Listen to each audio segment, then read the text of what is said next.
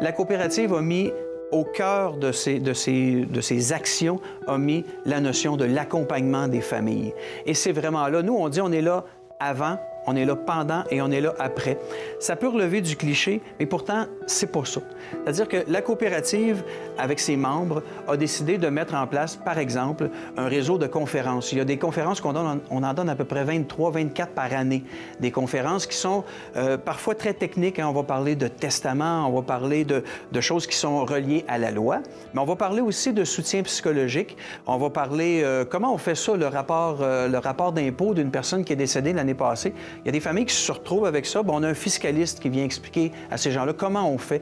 Donc, on essaie d'avoir un volet éducation qui est très actif. On est là donc avant.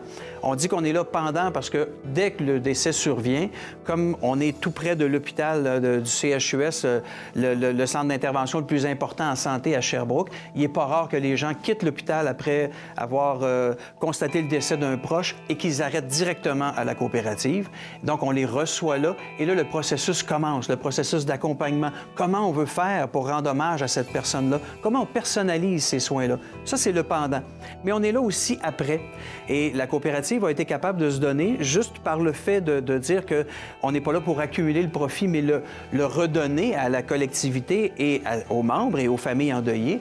Bien, on est capable de donner des groupes de soutien de deuil. On est capable de donner même un accompagnement qui serait personnalisé avec des psychologues qui travaillent avec nous. Donc, on est vraiment là avant, pendant et après. Et c'est cet accompagnement-là des familles qui fait qu'on ait un choix qui devient inévitable, en fait, un choix qui est incontournable.